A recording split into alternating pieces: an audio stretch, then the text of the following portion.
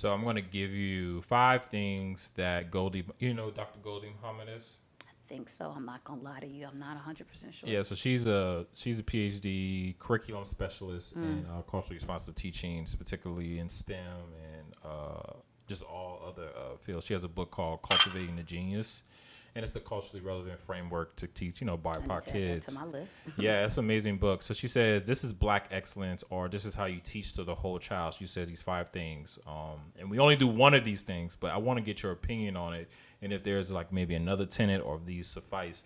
So she says when you're teaching, you must teach with a identity lens. So if you're teaching something, you need to connect with how does my identity connect with what we're learning, right? Because I need to know who I am so I can understand who they are, right? So I can differentiate, right?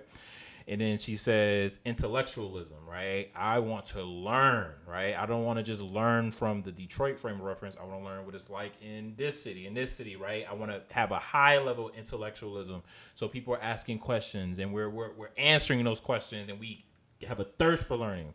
All right, so we have those 2. Criticality, excuse me. So just having a critical thinking model, right? What's the critical lens of this, right? If we think critically about this particular subject, how does it relate to this aspect and this aspect? Joy, right? That's self-explanatory. And then she says skills, right? And that's the skills of the standard.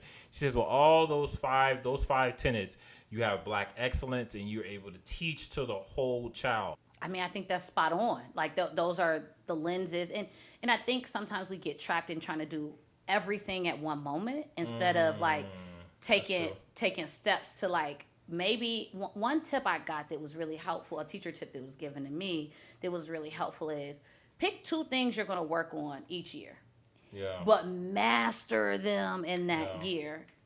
And then once those are mastered, you don't have to keep working at them so hard. So then the next year you can pick up 2 more. I love that. So like over the course of 10 years, you've picked up 20 new skills that you've worked on, right? Yeah. And honed, like not just worked on, you've honed them. You understand like what you do when it's here, this, that. You've done all of that. And so I think even if you took 2 of those each year, in 3 years, you're a master at 4 and well on your way, because probably joy is just something you can embed on it every day. So if you just master the other 4 in 2 years as a teacher, imagine the growth in your practice instead of saying, oh, I'm going to try all 5, fail miserably, and then beat myself up and not do it and say, oh, I should have been doing that. Like, because that's what we do is when we can't accomplish it, then we feel bad about not accomplishing